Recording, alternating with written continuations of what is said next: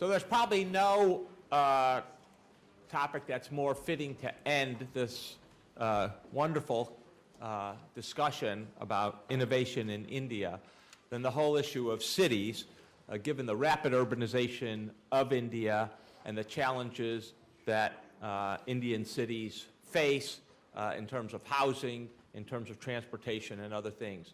We know that there can be some tremendous successes in this space, given the train and the subway projects that have been completed, and I will attest, just marvelous to use, certainly when one compares them to things like the New York City subway. But there are also obviously huge challenges. And with that, Eugenie Birch from our design school is going to lead a panel and a discussion on the challenges to innovation and the innovations in the urban cores in India. Thank you, Zeke. This is a very exciting panel, and I'm very, very pleased that we are following Dr. Subramanian, who talked about innovation in the most impressive ways and in ways that I think the panelists here will relate to with the work that we're doing in cities, or that they are doing in cities. The conference so far has been talking about India in general. It has not had a spatial dimension, and this is what we hope to give it today, is to locate some of these issues that we've been talking about in space.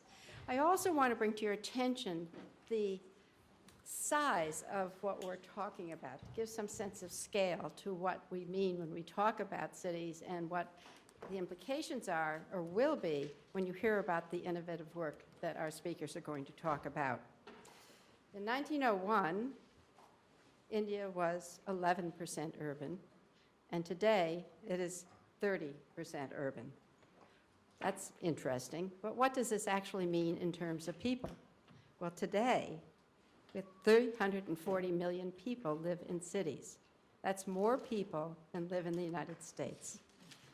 And in the future, and I'm sure you're going to hear this from our speakers, that another 250 million people will be moving into cities in India. The speed and trajectory with which this is going to happen is beyond imagination. And therefore, the need to have solutions, innovative solutions, is absolutely imperative. So telling us about this, and I'm going to introduce our speakers in alphabetical order, but they'll speak in a different order, is Brian English. And Brian English is an urban planner who is currently the Director of Program Innovation for Global Communities. This is an organization that deals with international development. And in this job, Brian has managed many interdisciplinary teams and urban development projects, both in this job and other jobs, in Asia, Africa, the Middle East, and the Caribbean. From 2009 to 2011, Mr. English was the country director for global communities in India, and he directed a $6 million program called Scale Up, which was funded by the Bill and Melinda Gates Foundation, and its objective was to reduce urban poverty. He will tell you a little bit about that.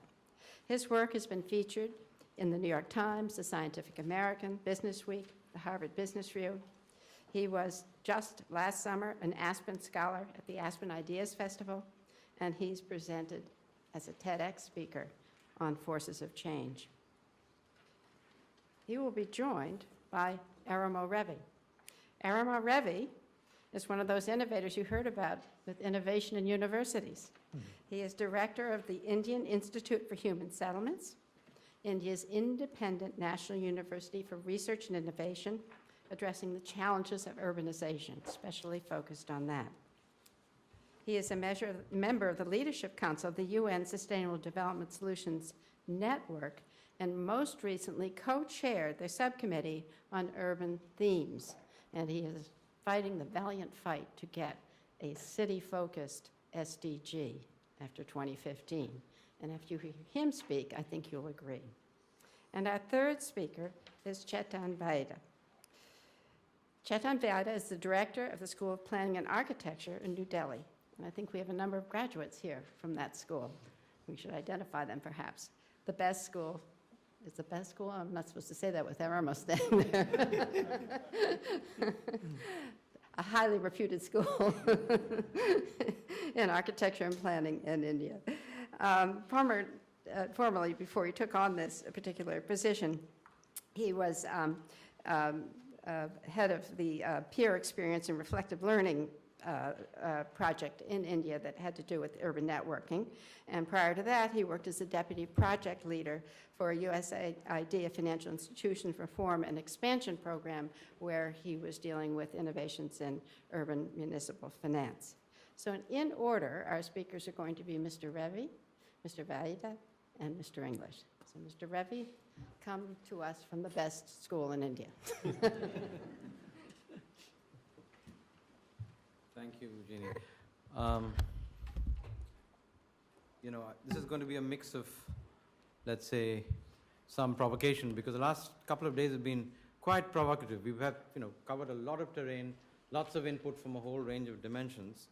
And since I have had some experience over the last couple of decades or so of looking both at innovation in practice and in policy, I think what I'm going to do is not only talk about the urban questions, but also look at some of the framing issues that we've had. I've been a little uncomfortable in some senses because, at least part of yesterday, the center of gravity seemed to sort of coalesce around the theory of the firm.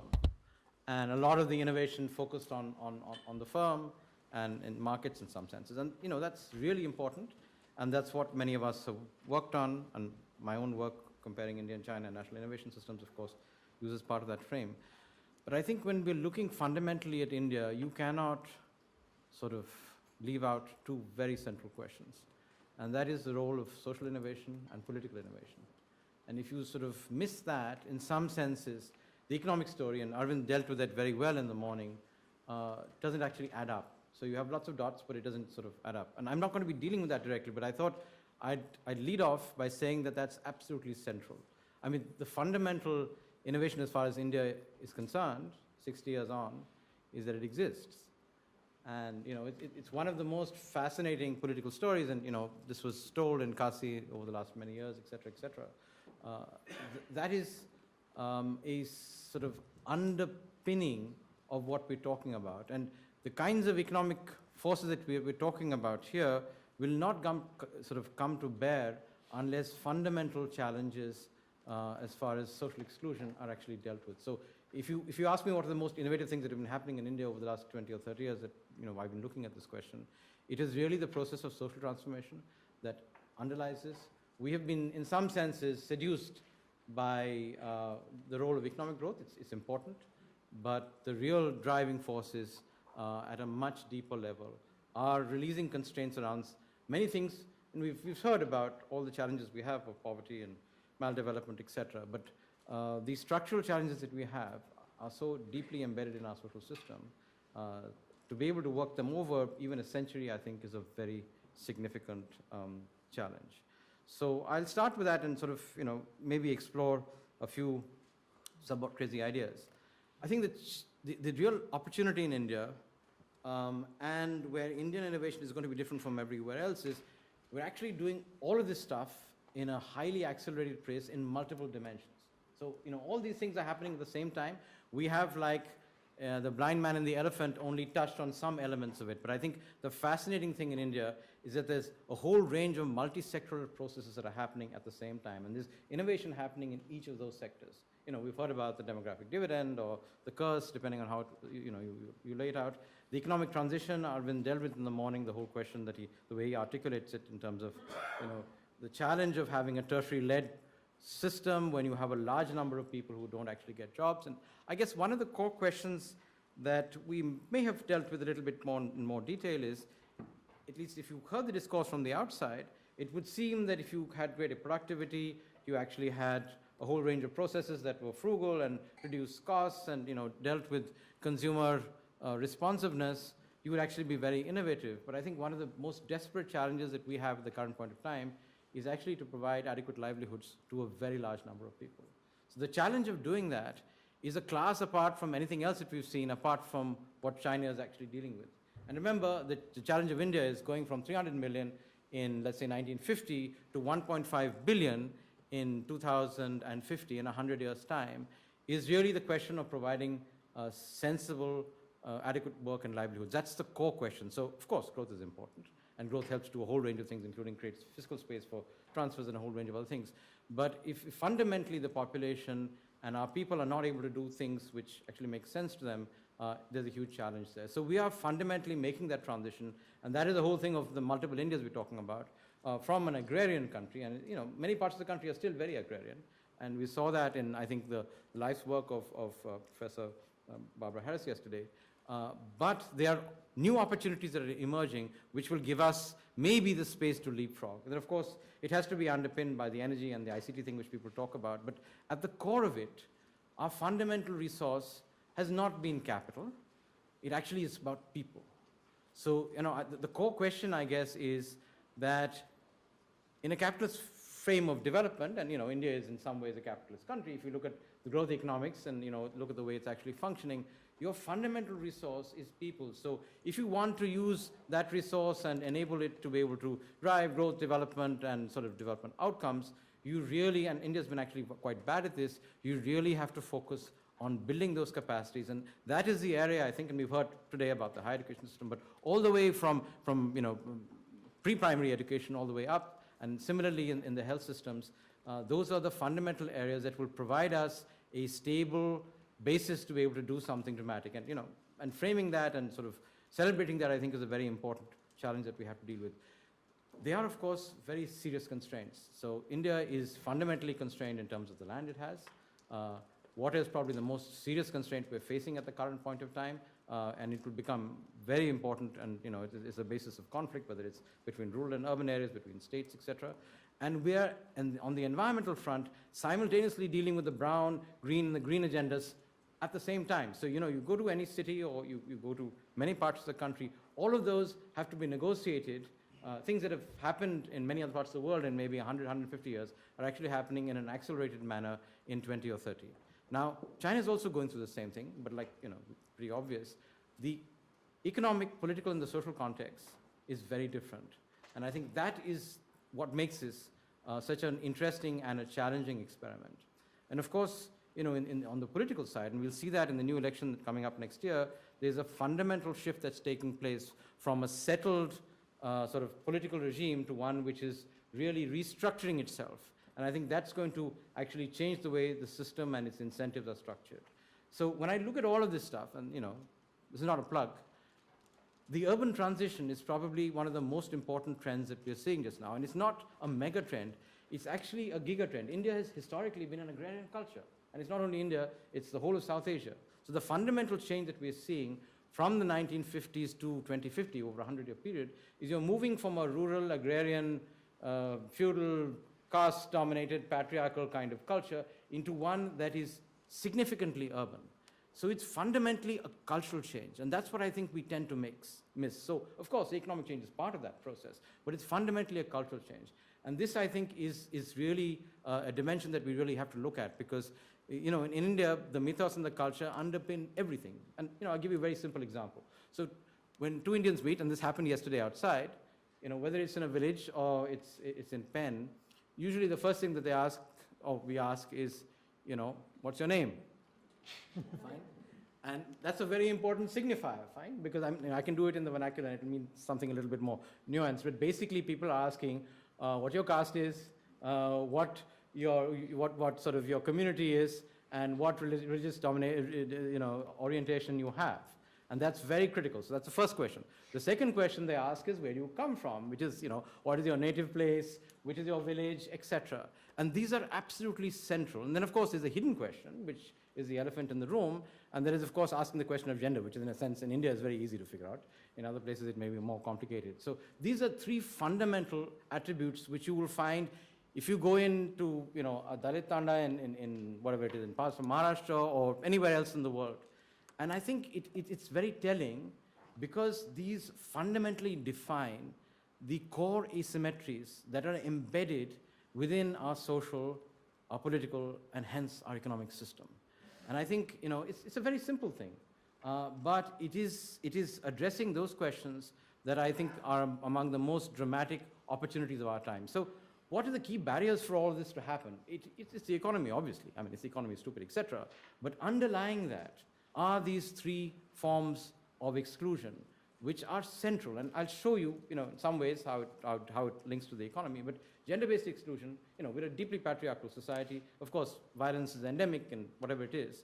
But that's probably, if you look at an innovation that would release a tremendous amount of energy, and it's doing that systematically over the last 20 or 30 years, and you can see that in rural areas, is, the difference when we worked in villages in the 80s and now is that you see large numbers of young girls going to school. It's a huge, huge difference in actual practice. And then, of course, the question of caste, class, and community exclusion, which is endemic, which is sort of part of the sort of structural resilience of Indian society, but also deeply undemocratic and is very challenging. Then, of course, the question which is hidden is the hegemony of place of birth. So India is a society in which, just physically in terms of migration, we are highly immobile. So, there's a lot of talk about India's urban explosion. In actual fact, that's not true. The bulk of South Asia actually has a much lower level of urbanization than you would expect at the levels of whatever it is, GDP per capita or X, Y, and Z you're talking about. The bulk of Indian people are born and at least die. They may transit in between in the places that they're born in. And this is a fundamental fact. Most of the addition of population to cities is not because of migration. That's a sort of political chimera. It is because of natural growth in cities and the expansion of cities and reclassification. That's changing. So these three things, in a sense, and social innovations that relate to sort of changing and sort of releasing the constraints about these are going to unleash, and as they have done over the last 150 years, starting from the mid-18th century onwards, India's most significant innovations have been in the social and the political space. And the economic things are important, but they're quite critical. The other fundamental challenge, and we've heard this a number of times, is the hollowing out of institutional capacity. Okay, we've heard about that in the state, but you have similar challenges also in civil society and even in the private sector. And I think one of the most challenging things that we've been seeing for the last 20 years or so is the shutting down of the closing of neutral places for engagement. This is a very large, complex, diverse society with a whole range of forces at play. The power of the freedom movement and many of the things that happened in the 50s and the 60s was the ability of people with very diverse views, politically, socially, and otherwise, to actually come together, to debate how they would sort of function, and then come to some kind of an arrangement. If you look at the functioning of Parliament in the 50s and the 60s and the way it is just now, that sort of reflects that, the challenge. So for us, there are a whole range of structural questions, but I thought I'd lay this out because while the firm and the market are really important, if we do not address these fundamental questions, I think we're in fairly serious trouble. So just to give you, this is a stylized thing, I just put it together in the morning, we do need a way to frame how some of this discussion has been taking place. So in the 50s and 60s, and as I said, it's really stylized, the state was seen as a vanguard of this process of innovation, of change, of building the new India, right? The private sector and the firm, in a sense, was seen as an appendage to that process. And if you look at the first and the second and the third plans, etc., that was part of the process. The family was very important. And I use the family within quotes here. And of course, the elephant in the room, because the Indian state is sort of, a secular state, is that faith is, for better or for worse, a very important force in India as it was and even today. And then, of course, we have this idea that places like this, the academia and science and things like that, would provide a neutral ground to be able to engage with questions of modernity. So this was a sort of modernist state or a state of that kind. And there was a framework broadly agreed, Nehruvian or otherwise, to try and agree with this. Of course, the challenge, of course, was that there were a whole range of other forces that were not part of this consensus. And a lot of the conflict that you find today comes from those unsettled questions that sit both in the Constitution and the process of early development. And then, again, another stylized construction, of course, and that's what we were hearing in the room, is today, because there's been a shrinking of the state, or at least the space of the state, and again, this is sort of allegorical in some senses, a larger role for the market. The academy, for example, has got very strongly aligned with the market, which means you again lose another space for engagement. The family is quite important. When I meant family, it goes from own account enterprises in the agricultural sector and the informal sector. And of course, faith is something that's sitting in the room. and has to be addressed. It's not there in the constitutional settlement, but it's something that's quite critical. So, this is something I just threw out. I think, we need ways to try and engage with this question, and because we come from so many disciplines and points of view, it's one way of looking at it. So the challenge that we have in contemporary India, apart from dealing with these, multiplicity of agencies and perspectives, is the question of bringing together multiple eras at the same time. So some of you will recognize that if you've been to India and know India. This is the Red Fort. This is actually the place, and the Prime Minister actually stands somewhere down here and gives the 15th August sort of speech. Now this image is a very interesting one. It's a real image, it's not photoshopped. It's taken from the top of the Jama Masjid minaret, and it shows four things. It shows, of course, colonial, pre-colonial India. So this shows you Shah Jahan's and Aurangzeb's fort there, but also show you something else. This shows you sort of colonial India, and it reflects also in the nature of Delhi. So if you step 150 or 200 meters away and you walk down this side, you come into Old Delhi, you come into Chandni Chowk, you come into a world which is still very different from the colonial world of where the powers exist in New Delhi, Lutyens' Delhi, where people still live in bungalows of an acre each, and therefore people inside it. And then, of course, there is this other modern aspiration there. That's a metro tower there. We heard somebody talking about the metro just now. And this aspiration to sort of to bridge into this sort of modern, brave new world, etc. So when the Prime Minister stands in front there, of course, he doesn't necessarily see that, or at one point in time she didn't see that. But there is something else that's missing in this picture. What's missing in this picture is something that's below the horizon, which actually sits in the riverbed that you cannot see here. And that was one of Delhi's largest informal settlements. So the reason I'm, of course, dealing with this is the question of where innovation is and what innovation is all about. So the question that I have is, this is a Google image from 2004. This is a settlement that exists just behind. This is the edge of the Red Fort here. This is a settlement that exists here. So the big question that I have is this jugaad, or is this actually an innovation? When you look at it from the point of view from the people who actually lived here, 2 generations of people who lived and built the settlement of 200,000 people, it's a remarkable innovation because the lives that they came from in Western UP, in some of the more backward regions of northern India, this was dramatically better. Even though every year they got flooded out, there were fires, and there were a whole range of other things. Why? Because they were within walking distance, or certainly cycling distance, from a very large source of employment. Fine? So this, to some people, would look like a dramatic innovation. It doesn't fit the frame that many of us would like to look at, but in some senses, it could be taken as that. So, if you look at it on the ground, it looks like a very messy place. But actually, this reflects 2 generations of labor, tremendous amount of capital formation, and lots of productive work. It looks very messy. It doesn't, fall into any kind of theory, in most of the disciplines that we actually work in. But it worked, and it worked for a large number of people, and it grew and it scaled. And then what happened to it?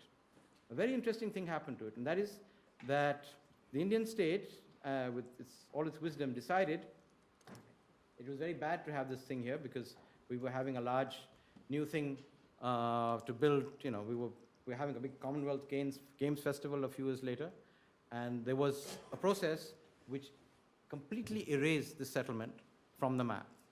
Fine. And this was not done illegally. This was done under court orders. Okay, so this was done within the framework of the Indian Constitution. 150,000 people, maybe 200,000, depending on how you actually count it. We don't actually have good numbers, were erased from the face of the earth. So let me look at those images again. That's what it was like in May 2004. And under court orders, we actually designed an expressway to make the transit from one stadium to the other for maybe 50 athletes 15 minutes faster, and this was the outcome. Fine? So, I'm just giving you a sense of what I'm trying to tell you is, we have a tremendous amount of innovation in our system, but the formal system, including the Indian state, including the process and the class that we belong to, actually stamps on this thing more often than not. And yet, and that's a dramatic part about India, it tends to come back again and again. And people like, Chetan and me and et cetera, who've been working in this space, you find the process is so dynamic that people come back irrespective of what they have. But, it is a very telling sort of example. And, this is Google Earth. I didn't do much about it. Thankfully, Google Earth keeps the records for a long time. And this is not an isolated incident. So what you see here is a 30-year history of actually doing this, of people coming together, setting up economic activity, building their lives and livelihoods, and then being pushed out. And of course, the most dramatic impact is on young girls. So, the impact that you're talking about, the first thing that happens is young girls leave school, they have to look after their siblings, et cetera, et cetera, et cetera. And this has systematically been happening in the capital of India. And those are all the locations across the city where and that's the one that's been pulled out. So what I'm saying is that, there's innovation in extremis. And the question that I have is there a value in this? Does it have a macroeconomic significance? And how does it relate to the transformation of Indian cities? So let me just show you a few graphs to show you what the evidence is like. I'll skip this one. This is a very simple graph. It relates to 4 or 5 years back, but it tells a very interesting and important story. It looks at the relationship between where the employment structure is and where the output structure is. Fine. And I think it's simple, it's straightforward, and I could go into a much more nuanced argument. So what do you see?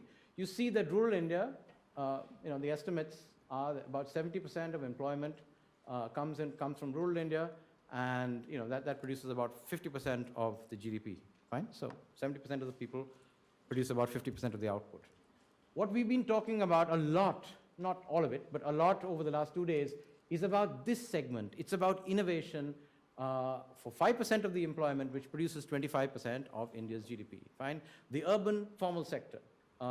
Largely located in urban areas. Of course, that's changing a little bit, but fundamentally, we were talking about India's dramatic innovation in the services sector, some in the manufacturing sector, but it's all in the formal sector, and that's what the debate was going back and forth. But the really surprising and shocking thing, when we brought this out a couple of years back, people were actually surprised, was the size and scale of the urban informal sector. I wrote an article for India's, one of the news magazines earlier this year, and I got a call from the editor at about 11 o'clock at night before they were going to print, and he said, have you made a mistake? Is it, so we had, India's got an output of about 2 trillion. So the urban informal sector actually produces, guess, 500 million worth of outputs. So he thought that I made a mistake, and it was not a B, but it was an M. But the fact is that the urban informal sector actually is tremendously, tremendously important. As far as India is concerned.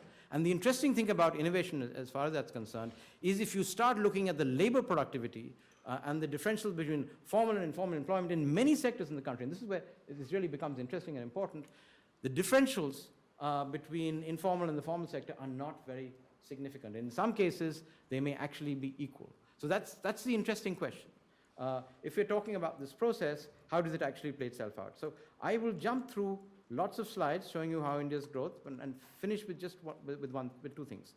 The first thing, of course, is the immense economic concentration in India. So the top 100 cities in India produce, in 0.25% of our land area, 43% of our economic output. So repeat that again. 100 places produce about 40% of our output. Now, the interesting thing, of course, is that India has 640,000 places. We have 8,000 urban centers. We have 640,000 villages. So we have an extremely long tail distribution. And I think that is the most dramatic opportunity that India has in the 21st century. We have a production and a consumption structure that is highly decentralized. The critical challenges of the 21st century, especially on the resources front, will be with dealing with renewable energy, renewable water, and dealing with renewable resource allocation. India, in some senses, because of its incompetence, its maldevelopment, etc., is ideally fitted to be able to actually engage and deal with this process. And I'll close with this last slide here, which I think is somewhat important. It looks at the entire settlement structure of India from India's independence. So this means all places. So it's a structure. So this is, the end value here is whatever it is, 600,000. So it's 0.6 million or so. And this is different sizes of settlements. This is both rural and urban. Normally, we look at them differently. I put them together to give you a sense of what the challenges are. So this line here, these 2 last things, are people who live in small villages and hamlets. So less than 2,000 people, let's say about 400 households. This was Gandhi's vision of India. India lives in its villages, borne out by statistical data. So 40 63% of India's population in 1951 lived in hamlets with less than a population size of 400. India's political system is managed by people who have lived through that reality. We have a somewhat skewed age distribution in our parliament. The challenge is that reality no longer exists today. This large category here will go into single digits in the next census. There's been a fundamental change in the location of places of work and living in this country, which means that if you're looking at innovation, you have to have different systems of innovation to deal with these systems that we're talking about here. This is a massive network. This is a system which produces, of course, food and sustenance for 1.2 billion people, hopefully for 1.5. The systems of innovation that you need with here, whether it's healthcare, education, or agricultural sustainability or water management, are going to be very different from the megacities that you can't even see at the top, which produce, as I said, the 100 places that produce 40% of India's GDP growth, whether it's services-led export or some manufacturing-led other stuff. So we have to actually look not only at a stratified and an integrated development strategy, we have to also look at innovation systems that match the reality and opportunities in each of these spaces. And the most dramatic challenge, of course, is what we call the missing middle here. So what we've done since the 1990s is we have actually been able to, too many years too late, to educate a large number of people. A large number of young people are coming into the workforce. Most of them want to exit agriculture.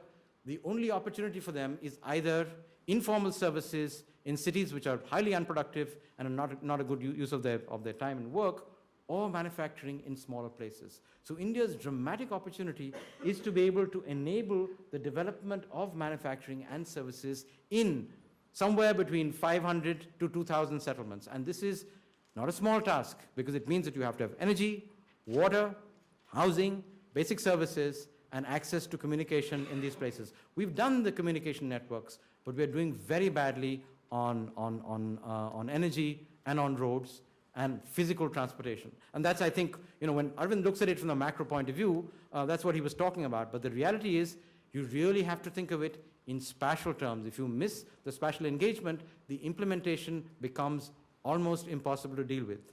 And if you only focus on innovation in the top 100 places, it will not enable this system to transform. Because what is transforming from below, socially and politically, and we'll see that in the next election when 150 new young voters come into the process, is the ability to change this from the ground up and certainly in the middle.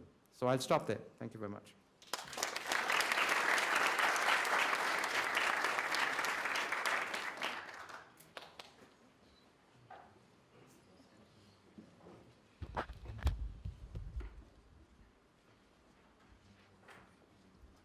Chetan.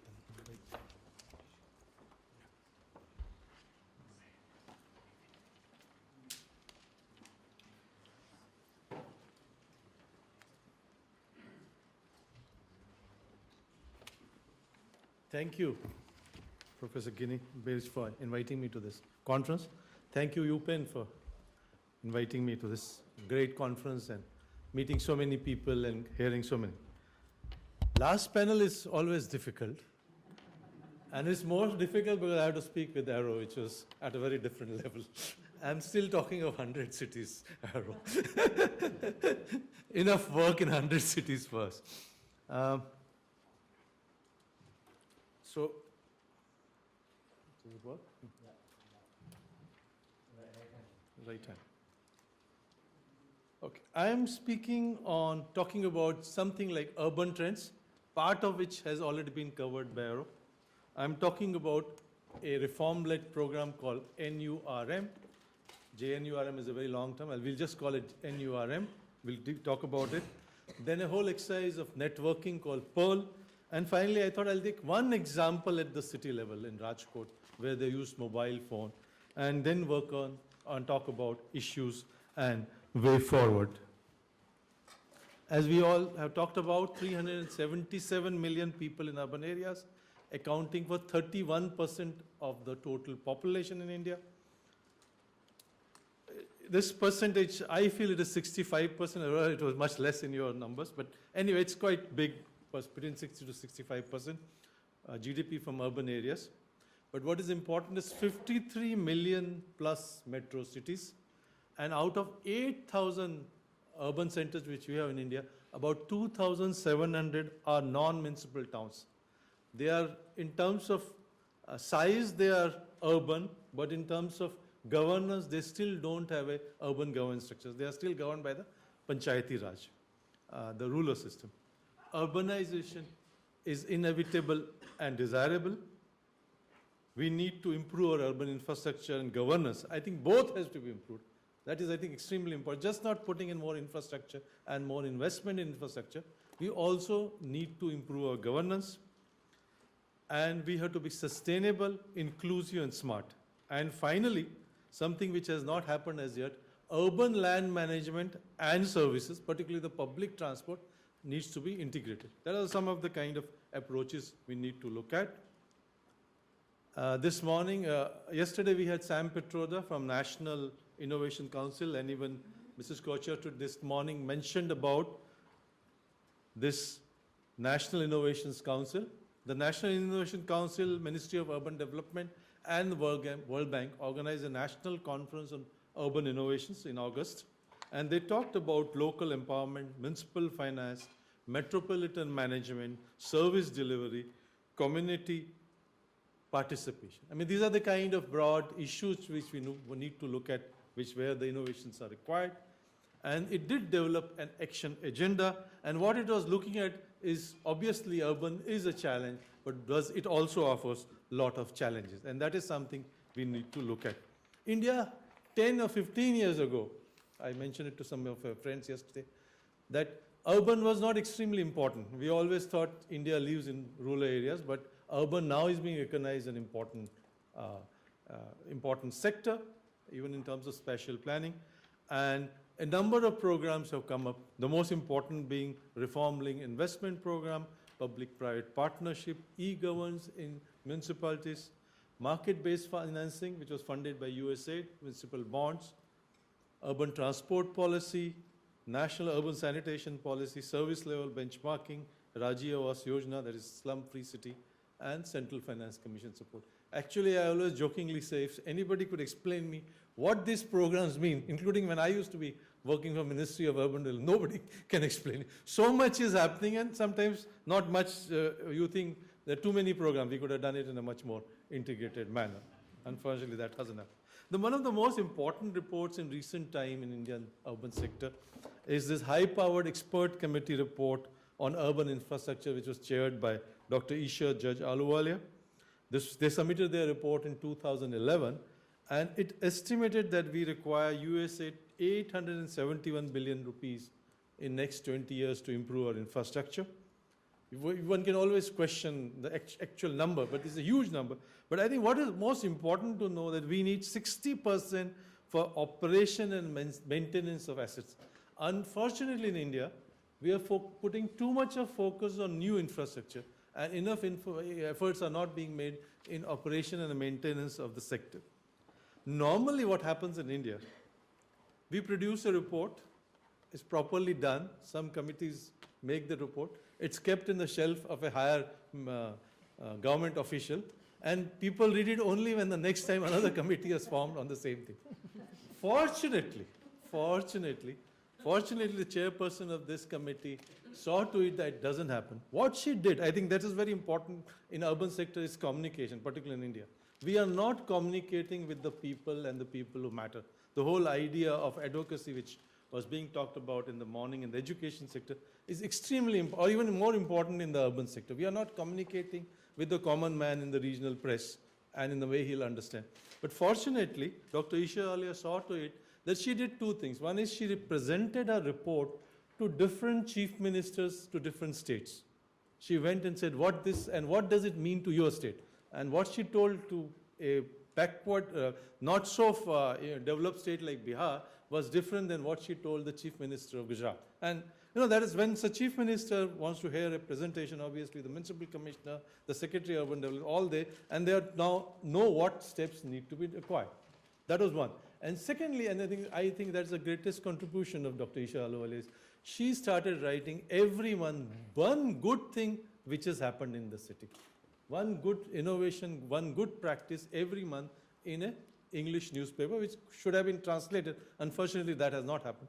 And that has also generated a lot of it. Till now, she's written about 30 these newspaper items about good innovations or initiatives being taken by different commissioners and mayors and things like which has been able to communicate to the common man.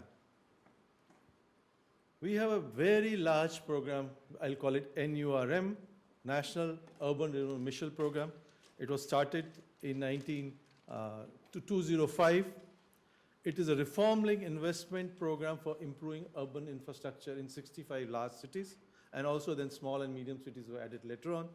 It was about $20 billion project over a period of 7 years. Cities, state governments, and the national government had to sign an MOU, Memorandum of Agreement, to agree to implement 23 reforms. And these were reforms, some were at the state level, some were at the city level. And then they had to prepare a city development plan, which is business plan, and then prepare detailed project repair for getting assistance varying from 50% to 80% depending upon the size and the type of the project. A lot of reforms were included in this. The 23 reforms included financial reforms, land reforms, governance reforms, and development reforms. And many of these things have happened actually on the ground. Duration was 7 years. It had to be extended by another 2 years because we were not able to implement all the projects. It covered 765 cities. About US 16 billion infrastructure investment took place from this. And they had 1,356 projects approved, and about 604 have been completed by last March. 28% of the reforms have been implemented. This percentage one can always doubt how you, but many of the reforms did take place. Something which did not happen was property titling. There we have not, which was a major land management problem in India. That did not take place, unfortunately. A lot of technological initiatives took place in the projects.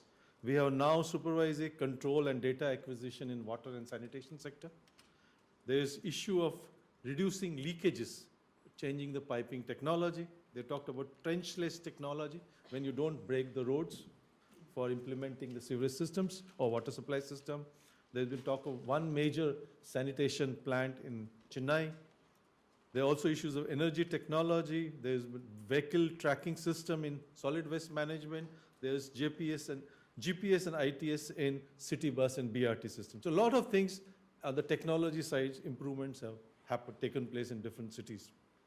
Major constraints of NURM has been, first is the linkage between city development plan, which is basically a corporate plan or business plan, and the master plan, which is a legal document.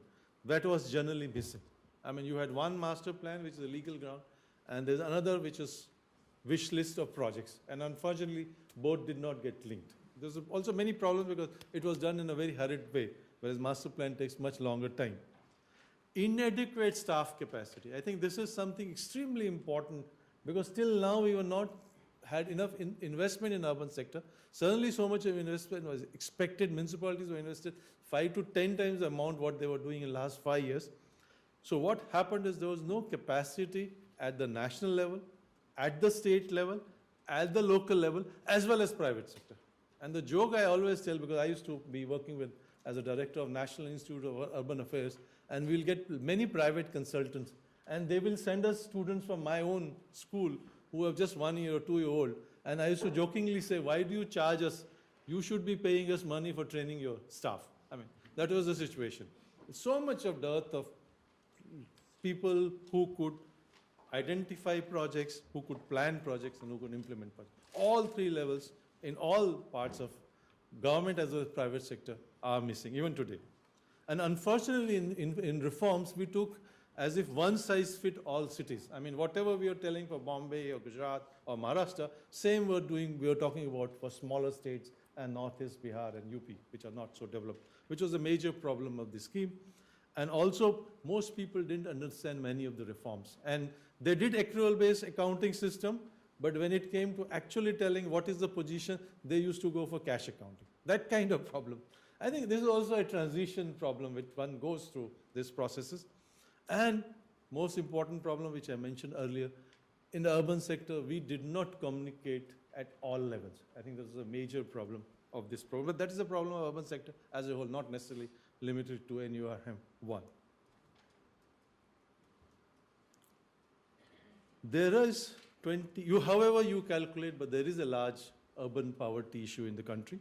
Roughly, according to Planning Commission, one of the notes is about 21%. But what is important, even at that, people have questioned this poverty line. And there has been a big debate in the country on poverty line. But even assuming that that line is correct, we had 76 million people in the poverty, below the poverty line in 2009 and 10. And the JNRM has tried for a major program in slum improvement called BUSP, but the focus unfortunately was on providing housing rather than improving the existing slums. There is also a new program of Rajiv Awas Yojana, which is slum-free city, which has been just initiated. We also now have a national urban livelihood mission. But unfortunately, the people like me who think on urban sector do not include education and health. That is supposed to be somebody else's baby, which is very unfortunate. And both too much focus on full-fledged housing and not focusing on education and health is a major problem of our urban poverty alleviation programs. After implementing this program of JNRM for first or second year, the government realized that a lot of good things are happening in some cities and many cities are not doing anything. And as part of this effort, a program called Peer Experience and Reflective Learning was implemented, which is called PEARL, and it was on knowledge sharing and cross-learning among cities. And it was a very important, rather than let one city tell the other city how projects could be developed, how you could think of city development plan, how you could implement projects. This included documentation of good initiatives, newsletter for the PEARL, which was a quarterly magazine. We had manuals for transfer of initiatives. We had primers for reforms. We organized study trips among the cities, take people from one city to another city. There are also special programs for women councillors and women mayors. And they talk to women mayors and women councillors in so-called developed states in terms of urban. And there was knowledge needs assessment. Generally, we talk of training needs assessment. This is the first time we talked about knowledge needs of people. And you thought they'll expect a lot of difficult questions. But they were asking us, can you give us terms of reference? Can you give us a list of consultants? Can you tell us a list of suppliers? That kind of simple questions were not available to municipal local body. And we started transferring this from each other. The idea was not to, yes. And this is what happened. We also developed a website, and we developed a simple postcard in regional and English language to give the message. And you will be surprised to know all the time the mayors and the commissioners will say that they don't have time to read our reports, and we produce this simple postcard to tell them about the program. And if they don't read them, we used to say you are illiterate. There are a lot of initiatives are taking place all over the country. They're talking about 24/7, PPP in bus transport, solid waste management in Surat and Rajkot, e-governance all over in many places in the country. There's also Waste to Health is happening, urban-rural partnership is taking place, heritage development is taking place in some cities. So there are a number of innovations, independent innovations are taking place all over the country. What I took one example, I thought I'll describe it a little in more detail, was this small city, it's not small by American standard, 1.3 million people, has used mobile technology. It's one of the first to use mobile technology to provide better services. And what they focused on is three things. First is in Rajkot, about 80% of the people are mobile. Actually, the actual percentage may be even higher. But as per the records, 80% have access to mobile. They have three services: interactive service, alert service, and management service. I mean, these are three services they are provided through a simple technology of mobile phone. And this has led to a number of improvement. And what is true is this technology is replicable, scalable, and sustainable. I think that is very important for any initiatives in the urban sector. what is the issues and the way forward? I think most important is that a program like JNUM has led to innovation. Lot of initiatives, lot of capacity building, lot of interest, and they all have, this has brought urban in the forefront. But what it needs to be ascertained, are these innovations sustainable, replicable, or scalable? I think these are the three issues we still have no answers at yet. A lot of understanding, a lot of research would be required. And if we really want to large-scale transfer these innovations, one is it possible to transfer them? And if they really want to be transferred, then you need a different kind of institutional structure. This present structure of a commissioner and a city engineer, an executive engineer and deputy engineer, assistant engineer, and that is not going to bring in innovation. I mean, you need a different kind. Some innovations will happen from the top, some will happen from the bottom. And what has to be done, what kind of support it requires, it will be a completely different kind of institutional structure, which we still are not ready for it. And similarly, the way I'm talking of capacity development for urban sector as a whole, you will need a different kind of capacity development support for innovations in the urban sector, for which even thinking has not as yet started. And finally, and most importantly, if you really want to do a large-scale transfer of these innovations and innovations themselves, what you need is partnership. Different levels of cities have to partnership. They have to partner with academic institute, they have to partner with research institute, and also have a good communication system. I think these are the two main issues, partnership and communication. I think even this particular panel also helps in that initiative in urban sector in India. Thank you so much.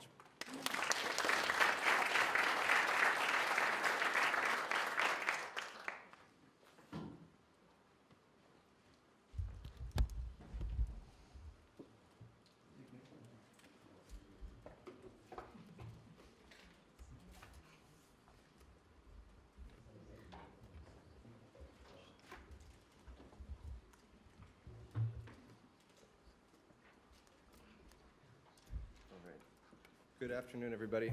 Thank you.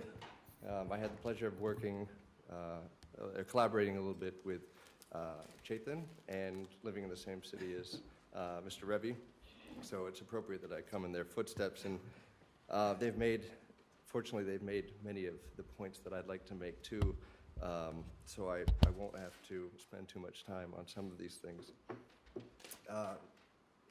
Today, I'd like to talk about sort of focusing on slums and urban poverty and the intersection of urban development and poverty reduction, and talk about the work that I've done in India with funding from the Bill and Melinda Gates Foundation to partner with cities and catalyze solutions.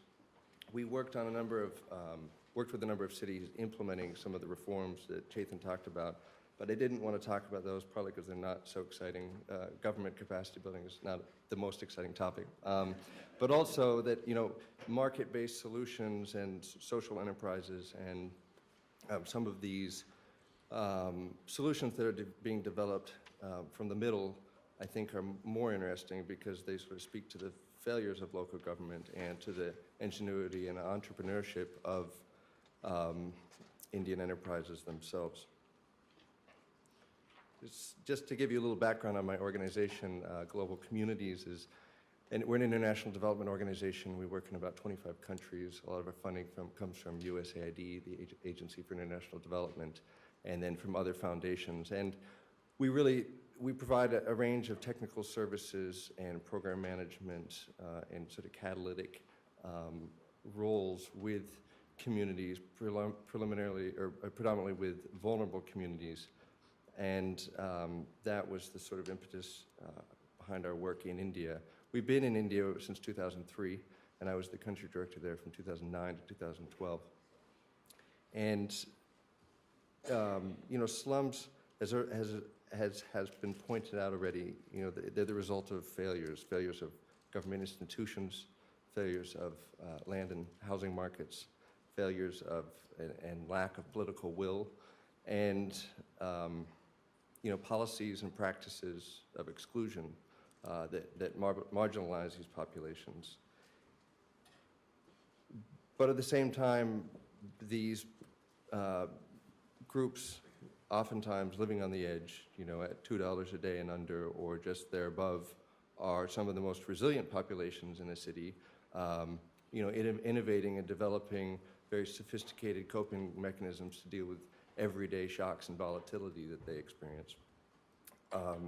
So when you look at it from that perspective, and as a practitioner in designing solutions, it's important, I think, to not look at these populations as stuck or destitute or incapable or backwards, but instead look at that resilience factor and look at that ingenuity.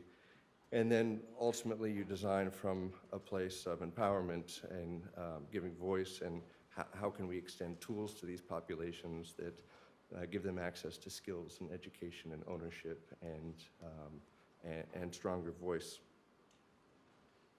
And that's the sort of approach that we've taken throughout our programming,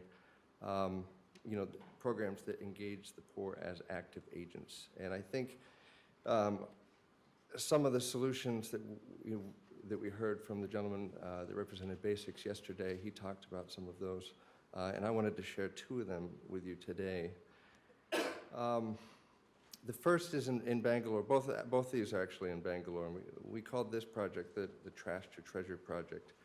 And we partnered with the municipal government of Bangalore, which is a city of about 8 million people. And the city produces about 4,000 tons of trash every single day. And this is, a big issue for Bangalore, and it's a big issue for cities across India that are grappling with going from just out of sight, out of mind to, oh my gosh, we've got a serious scale of garbage here. How do we develop some systems around it? And in 2012, about a year ago, the system broke down in Bangalore. The city had been shipping waste to landfills outside of the city, which were unscientifically managed, and these were polluting the neighboring villages. And finally, the villages got fed up, blocked the roads, and said, enough is enough, you can't dump here anymore. The Pollution Control Board ordered the stopping of dumpage at these places, and literally the garbage started to back up in the streets. And this was a huge raise of consciousness within the public about this issue that had been going away for so many years, and all of a sudden it was on their corners.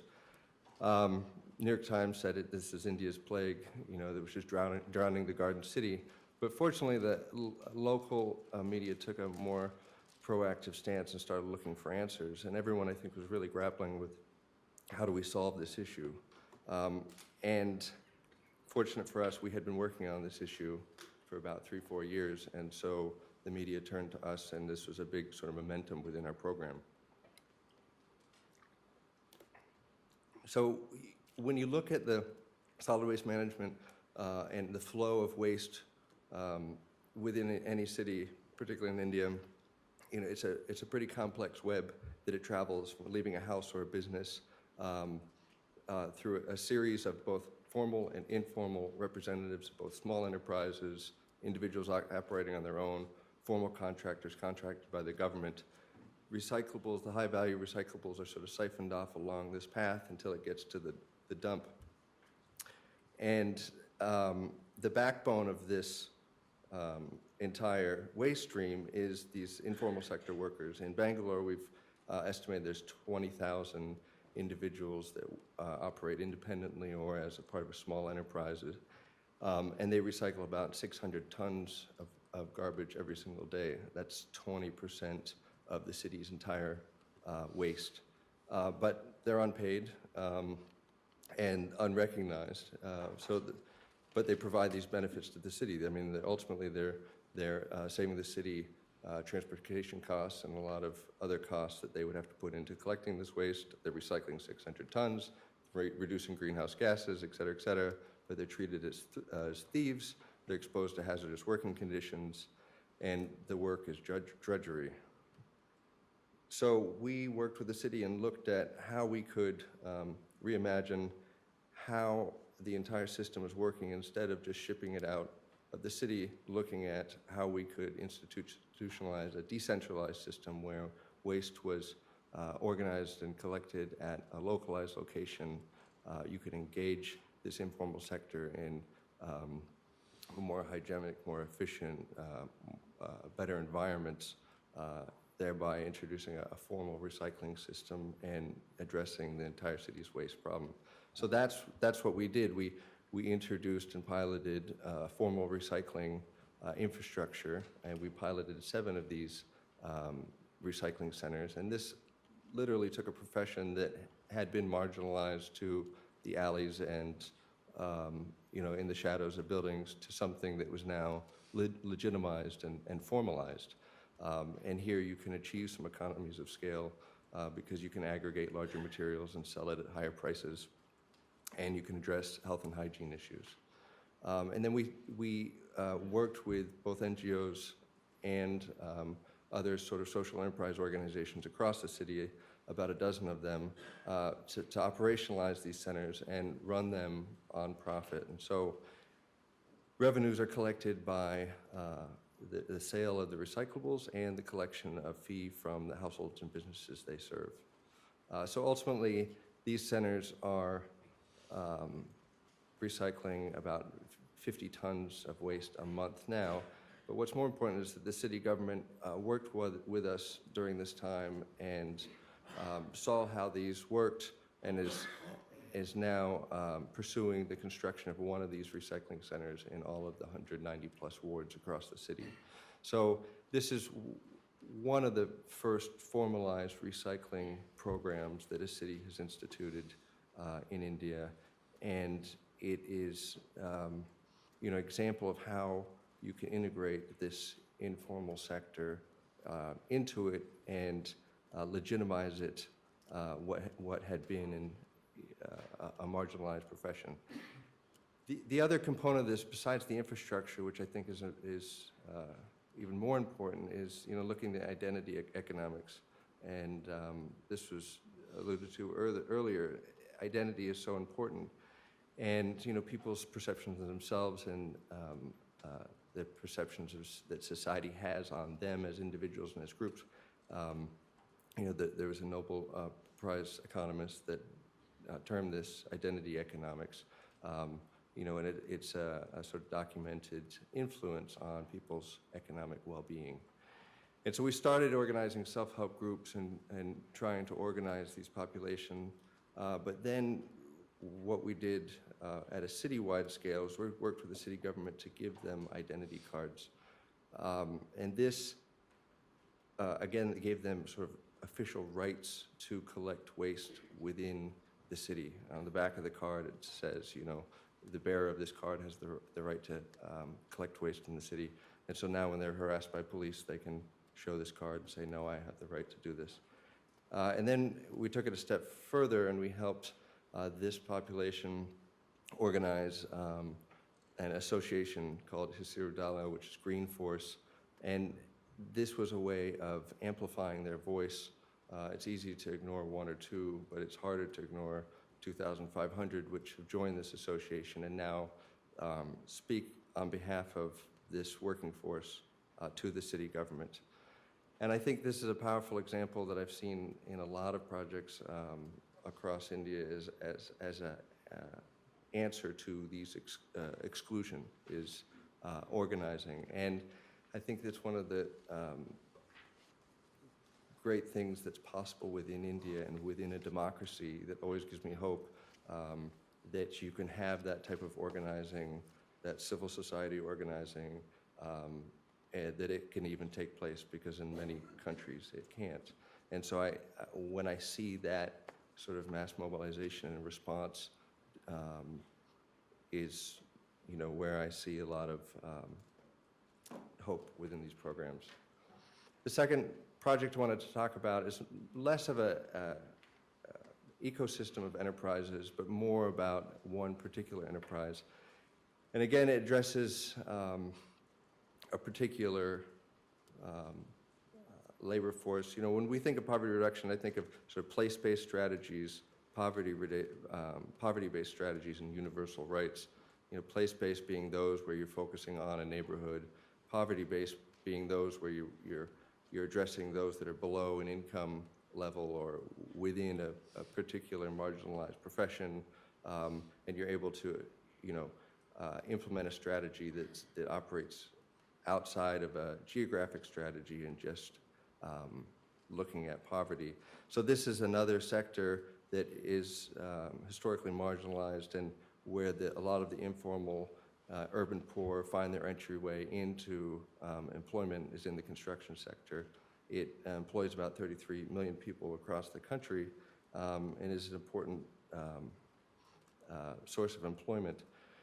When we started in 2008, we met an NGO called Maya, which is based in Bangalore, and they had been working with migratory populations, and they saw the exploitation that was happening in terms of sourcing this labor from the villages and bringing them into cities and putting them into these difficult working situations without training, without protections, and working at low wages.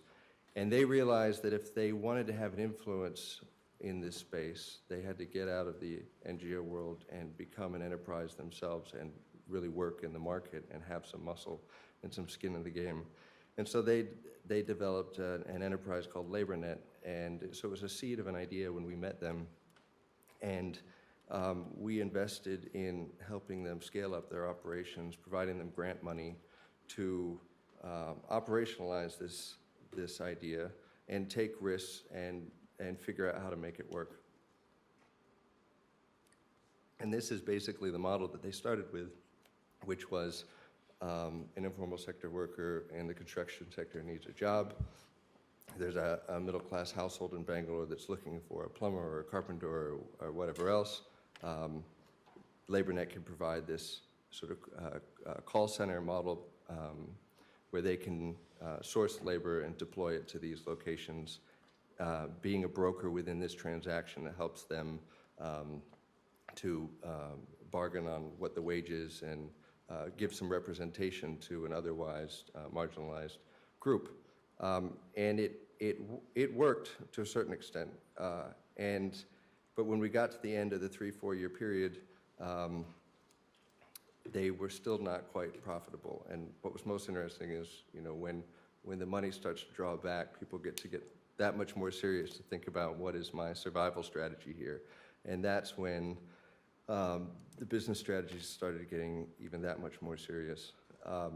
And let me just point out before I move on to the next point that part of what they were able to do in aggregating members of LaborNet was that they were then able to go to banks and say, look, we have thousands of employees here that want bank accounts. We can facilitate signing them up for bank accounts. Same with health insurance, same with other accident insurances and other services that they wouldn't be able to access on their own. So again, it's an example of aggregating the voice of many marginalized individuals towards one collective goal. Ultimately, the way that they were able to sustain their model was to not just go to individual households as the clients, but to look at bigger businesses across India that had large-scale demand for workers. The industry is always lamenting the fact that there's not enough skilled workers in India. So this was an answer to them. They were saying that, look, we can source workers, we can train them, we can certify them for you, and we can work at massive scale. And they've been able to do that. And they're now working in 13 locations across India. At last count in 2011, there was about 44,000 people that had signed up for LaborNet, and now they've reached into the hundreds of thousands. So I'll leave it there with those two examples, and maybe we can draw some other lessons learned together as a panel. Thanks very much.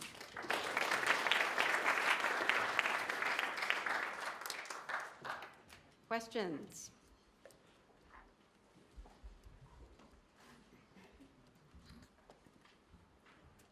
Yes.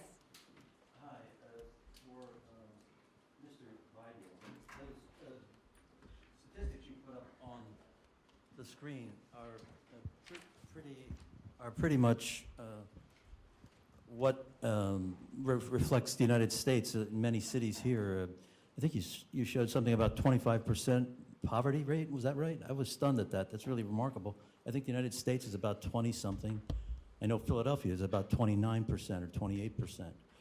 And so what happens in urban areas like that, and I'm an infrastructure investment strategist, and what happens with that is the purchasing power of the population of urban areas isn't sufficient really to support the infrastructure in education or transportation or sanitation or water. And in this country, in point of fact, there's been a long-term decline in that purchasing power, which continues today. And while there is a kind of a thrust upward in incomes in India, as you could see from someone's chart here about the distribution of employment moving away from agriculture and manufacturing into services, which effectively become low-wage jobs. It basically undermines the purchasing power over the long run. So my comment here about urban development in India is, how are you all planning to deal with this collapsing purchasing power in the face of needs for water and power and infrastructure, transportation, and whatever over the longer run?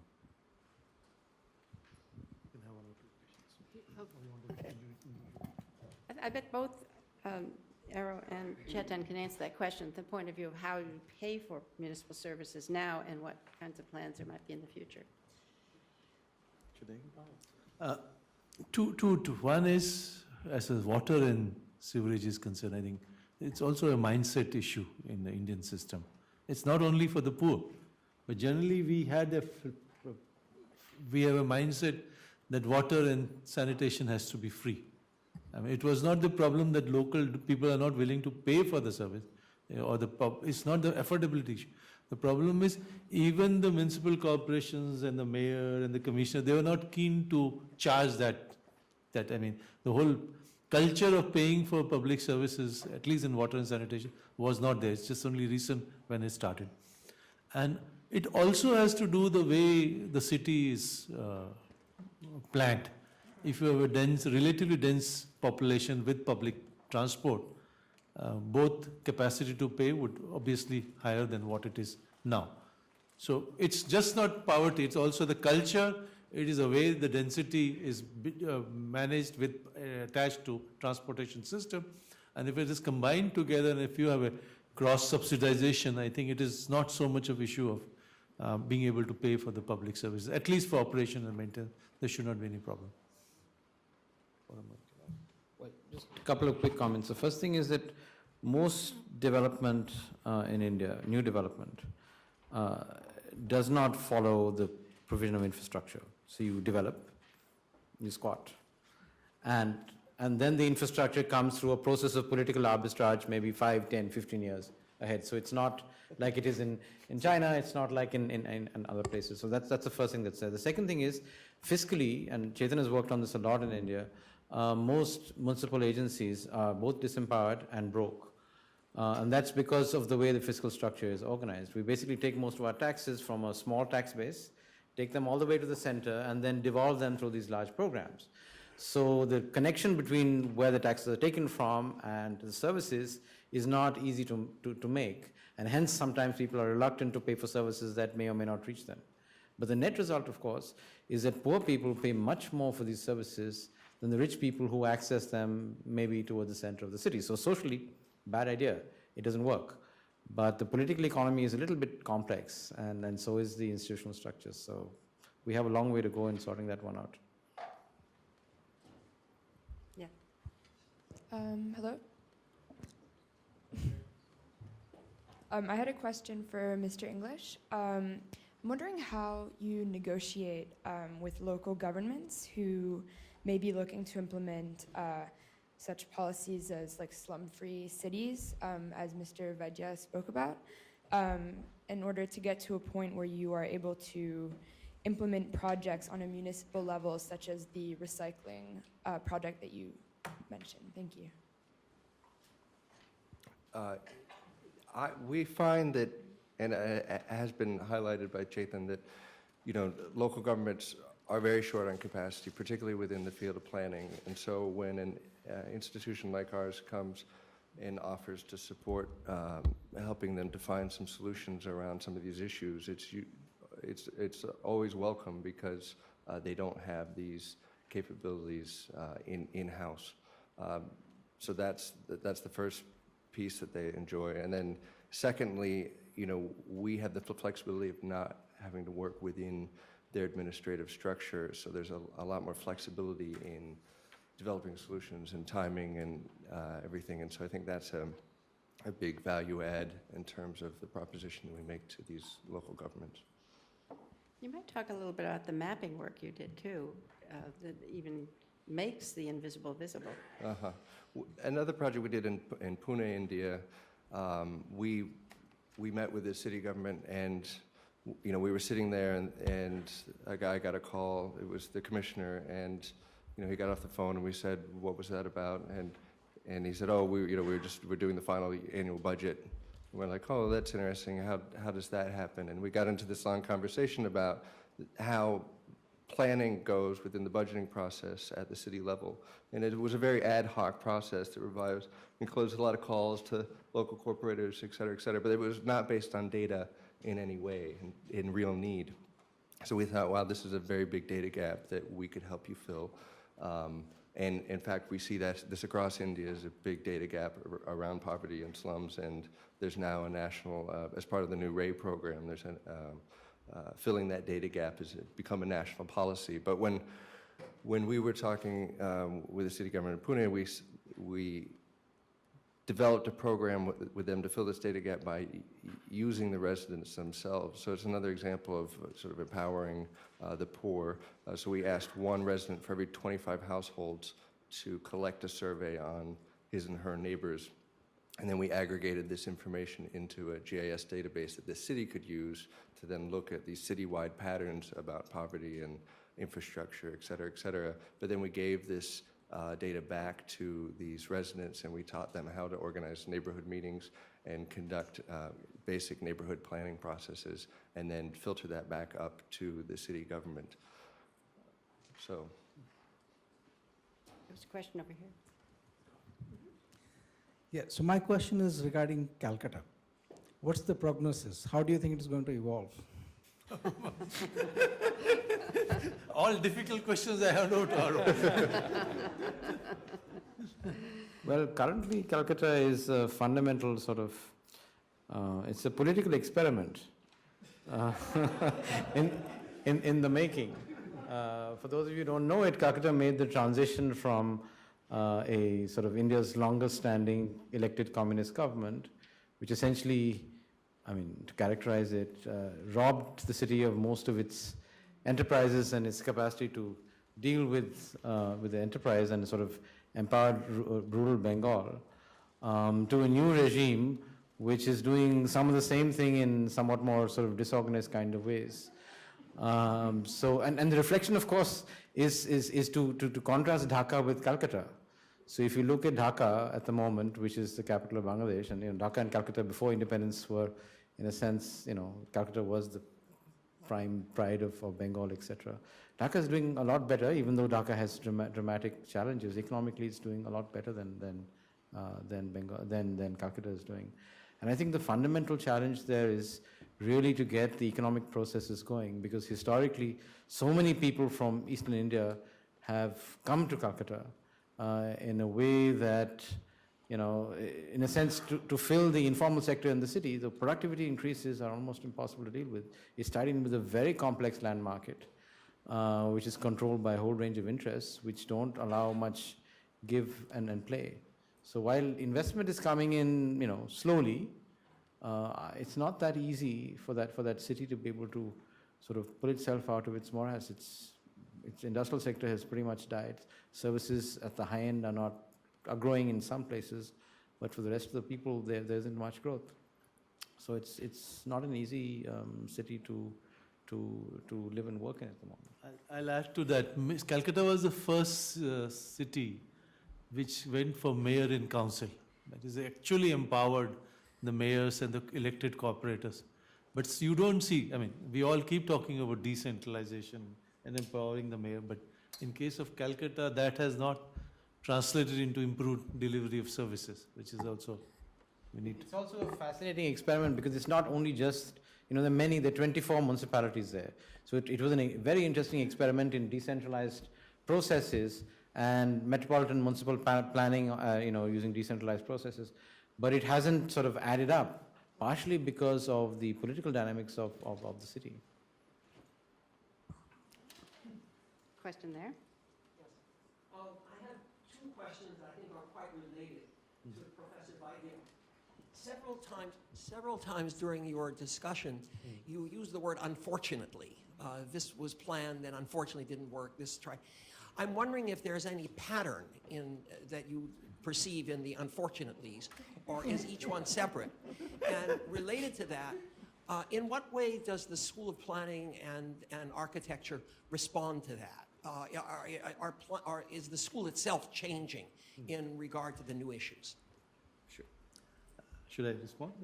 Yes, I think actually you should answer, and also Aromar should answer, because there are some different philosophies here in place. I don't know how many times I used that word unfortunate, but once I used was the city development plan. When we started implementing JNURM, the one requirement was they should prepare a city development plan, which was basically a business plan or a corporate plan. So it was expected that cities will look at the whole issue, develop a vision, come down to what is the revenue, what is the expenditure, and how much they could implement the projects. That was the idea. And it has to generate out of the master plans, which is a legal document. Master plan is a legal document, whereas city development plan is not a correct term. We should have used the word corporate city plan or business plan, which gave the whole issue of, and it also should have included a very good financial operating plan. So where are my revenues, what are my surplus? Unfortunately, that did not happen. The master plan, the city plan, and the projects did not get integrated the way it was thought of. What we are doing in School of Planning and Architecture, I think we are trying to, I will not talk about that because that's extremely slow process. But what we are doing is we are helping the Ministry of Urban Development to change its guidelines for preparation of city development plan in JNURM 2, which hopefully will start in 2014. So if that happens, then we are saying that rather than preparing a completely delinked corporate plan for the city, you have an urban planning component in it, and the whole project should evolve out of those projects, and the project should be financially feasible, or if it is not feasible, the subsidies should be brought out very clearly. That is the whole idea. But there is a basic question. I think you told me earlier there are 16 schools of planning in the whole country of India, whereas in the United States we probably have 100 schools of planning for this. I think you're going to show us something, Arrow. So the question of capacity building at the local level is extremely important. We've heard of some examples of how to empower people living in the informal settlements, but what we really need to know is how we're going to create the capacity to deliver the public goods that are so badly needed in these rapidly growing places. At this moment, the focus on capacity building is on the municipal officials and the urban officials. Still, because the academic thing will take a very long time. So there's a major program funded by the World Bank on capacity building, and there's also a focus on municipal cadre. That is what we're focusing on. So I think part of the so one of the most innovative things Indians do, which we learned very effectively from the British, is to create pieces of paper that say nice things, but are never implemented in practice. So that's a high art that we've learned. It's not just you.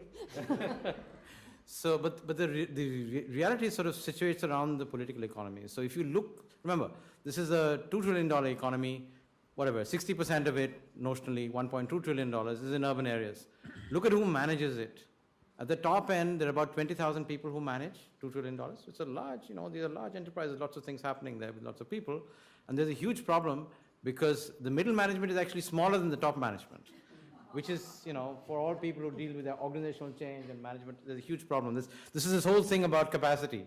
And in very few of the people at the top and slightly more in the middle have any idea of how to deal with cities. So we have a huge problem here. So, Chetan School, which sort of I have taught in a long time back, etc., and mine, which we're trying to build, are trying to fill that gap. But the gap has to be filled at the level of the hundreds of thousands. Remember, there are 8,000 urban centers. Even if you take the top 1,000, you have to produce a large number of people to fill this gap. And our institutions won't work to fill that gap. And it's a dramatic, dramatic problem that needs to be addressed. So tell us a little bit about the solutions that you view as for this. Well, the fundamental thing is that the institutional regime is not working in many places. Part of that is because of the political imagination. So we have a political regime which does not see urban areas as important. That's changing slowly. If you talk to the younger politicians, they get it. The older people live in a different world altogether. So you know so sorting that out is very important, because unless the political system actually sends feedback to that process, nothing will change. And that contest is happening just now. So that's the first thing. And effectively, if I look at the whole thing there are 250 people maybe who control the political system. Okay, it's not there. It's, you know, they're the people who get who help elect and give the tickets to the 5,300 guys who run the system. So if you're able to get to them and sort of rejig their way of looking at the world, that would start making a change. That's at the top level. The second thing is, since the institutions are broken, you have to actually fix them one at a time. And it's hard work. It takes 5 or 10 years to turn around a municipal system with continuity of people who go there, and they keep, you know, they're sort of revolving doors as far as that's concerned. So you need to fix that, and you have to have a municipal cadre, a set of people whose lives are dedicated to doing that, which we're starting to build just now, but that's a 15, 20-year kind of process. And then they have to be empowered and have enough knowledge and resources to make this happen. So in isolated places, this has happened, but it's a significant systemic change, and you've got to get your people who've been trained at these nice places to go in there and be willing to work there rather than go into the private sector. Or as most of the planners do in our country, they go in and work for real estate developers. So, you know, these are pushes and pulls of the market that need to be sorted out as far as that's concerned. And then you've got to get on the private sector side the ability to be able to scale and deliver to do this stuff. Because the government can't do it, it's contracting people in. I'll give you an example.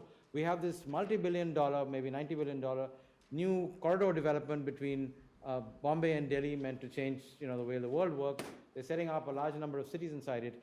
Every one of the planning contracts have gone to large non-Indian firms.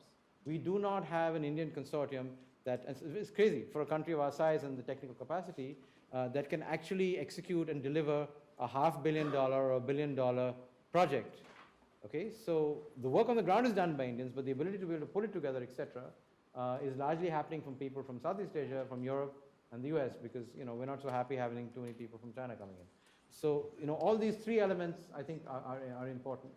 Getting the political system to respond, trying to build the capacity within the public system with the right kind of people, and getting the private sector to try and respond and be sensitive to questions of inclusion, of poverty, of employment, etc., which is obviously not necessarily in their sort of short-term interest. So you can,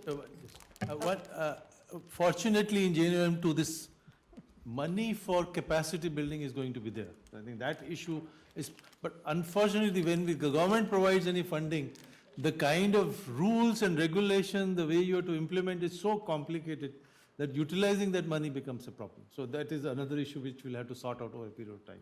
and within the next 20 years, another 250 million people becoming urban in India, this is a critical issue. That's right here. You talked about Calcutta as being a political experiment, and you didn't seem very optimistic about it. Are there any cities in India that give us some grounds for optimism? Can I respond? There are cities like Ahmedabad, Surat, the examples are there, partly Rajkot, which I mentioned earlier. And then there are many small cities which are reasonably. So there are examples which are positive, but to scale them up, but they might be doing something good, but eventually this whole idea of having a good public transport linked to mixed land use, mixed to relatively higher densities, and with this, that is the whole land planning, urban planning, which is still, it is still at the idea stage at this moment. Just a quick response to that. So exactly as Chetan is saying, there are many isolated examples of really interesting innovations in part of the system. But if you look at sort of 2 or 3 core elements that sort of drive urban economic dynamics, functioning land market and a functioning labor market, you don't find them in many places. So the market failure on the land side is probably one of our most serious challenges. And it's almost intractable because the market failure is linked to the political economy.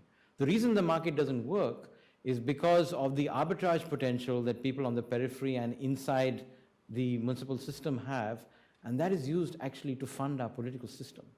So there's no incentive to changing that and changing that asymmetry. Until you fix that, you can't address questions of housing, you can't address questions of access to work, and you can't get the transportation systems, public transportation systems in because you can't finance it and build it. So that's a fundamental political sort of consensus that needs to be built. And that'll only happen if there are enough members of parliament and members of legislature who come from urban areas, whose elections and that whole cycle gets going. So it's an interesting challenge. I mean, I guess it's like the US has been through part of this some time back.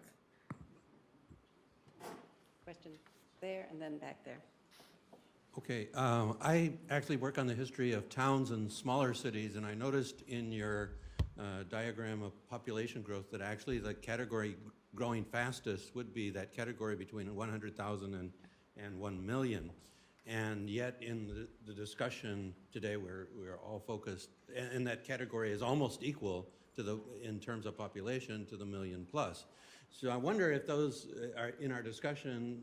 We mentioned Bangalore, Mumbai, Calcutta, Delhi, but we haven't been talking about those cities. And I wonder if they're really kind of falling between the cracks, because my experience is they have sometimes some of the same problems that the larger cities have, slums, overcrowdedness, maybe not the transportation problems, but many of the others. But I wonder if they're really getting the attention, certainly from international organizations. I suspect they're not getting the attention. So how do they fit in all this? In the project I described, the JNURM1, the focus was on large cities, 65 large cities, and then some few, small amount of investment was made into other 600 small and medium. Focus was on large cities, but in JNURM2 there is going to be a special window for small and medium towns.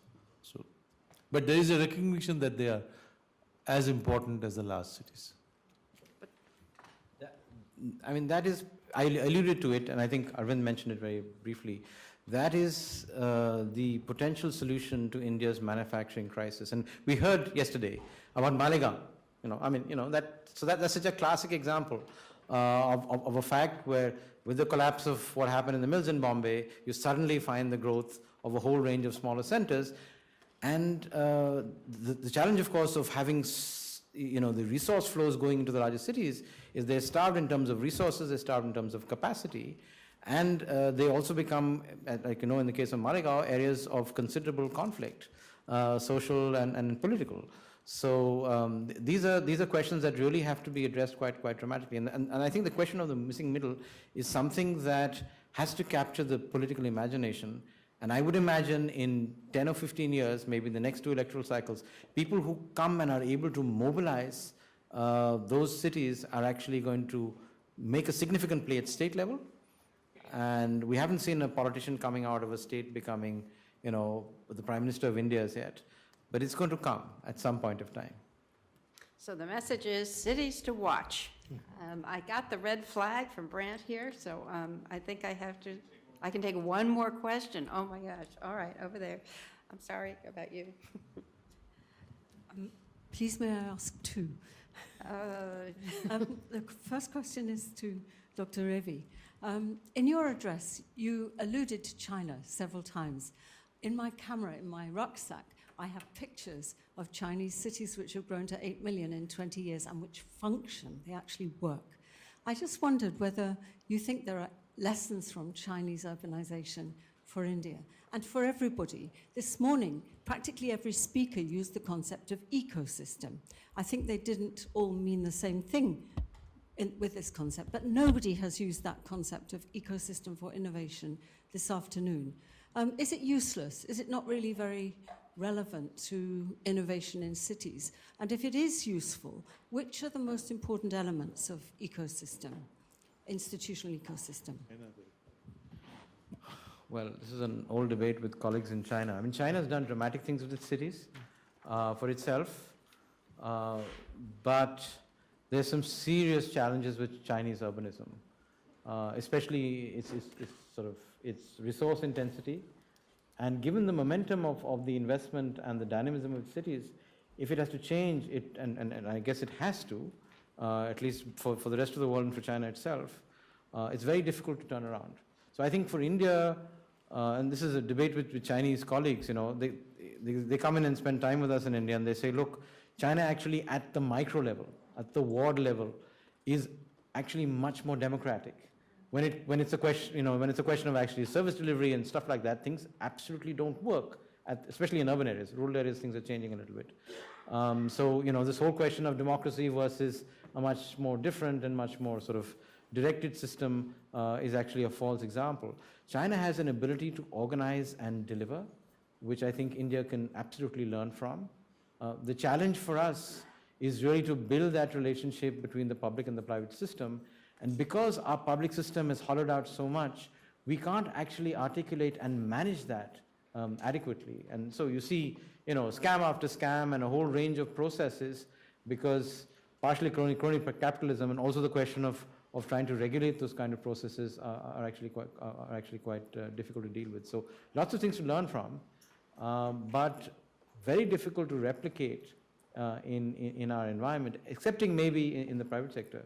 So what we try and do is continually take people from the private sector and say, look, if you can aggregate and build and organize at this scale, using not necessarily Chinese models of large organizations, but network-based structures, you might actually learn something and do something more effectively. So economies of scale. On the question of innovation ecosystems, I mean, since I have both an interest and have published and done stuff in this area, the discourse and the practice in India, and Sam works on that, I've been trying to do that for some time, is in the higher range knowledge sector. You find that actually happening. Okay, the classic example of economies of scope and scale is actually Bangalore, and the crowding in of a whole range of capital, because there's a whole, whether it's on the ITSS, or even in the BT sector, it's been much more complex to deal with that in many other sectors. The best example I can think of in manufacturing is actually leather. So the leather sector, and in both two locations, I mean, the Tamil Nadu example, I would imagine, and also around Agra, are sectors in which state investment in R&D and technology and the linkage over maybe 20 years has provided an industrial opportunity which is, notionally globally competitive, but certainly provides a high degree of productive growth and also jobs for a whole range of people, including some of our most sort of disadvantaged populations. But there are limited examples of that happening other places. Another high-end cluster obviously is the diamond trade in Surat, which we were just discussing, Devish, a little bit earlier. It has tremendous amount of employment potential, but is also quite fragile. Post 2008, there was a big shakedown in that supply chain there. So we have isolated examples, but the government of India and most state governments have not been able to get their act together in trying to bring the multiple elements that make this work. If you don't have power, if you don't have access to roads and transportation, if you don't have basic services, then basically workers pay for it with their health. And that's the story of how enterprises function in many parts of India. We really need to end on a much happier note. Would each one of you say something optimistic about cities? Brian, you showed us hope. Yeah, I mean, I think just that it's a democracy, I think in the long term is going to be to its advantage when you compare it to China. Okay, Revi? I think in spite of all the traffic problems and the pollution, our cities do provide employment to a large number of people. And secondly, innovations have started, things have started improving. And there are isolated examples of improvements. Only thing how we could replicate it on a large scale is an issue. All right. See, Ambedkar, one of his big things that he said, especially to the Dalits of India, was come out of the villages and come to the cities, and you will see a difference. Now, that hasn't actually worked itself out as yet. The evidence is a little mixed, but our cities are actually remarkable places. Remarkable in terms of innovation, in terms of process, in terms of productivity. They're very messy. They don't conform to sort of anybody's idea, especially a high modernist idea of what things should be like. But they're great places to live in if you are willing to adapt and be reflexive and actually be adventurous and celebrate life. That's a great way to end it. Thank you very much.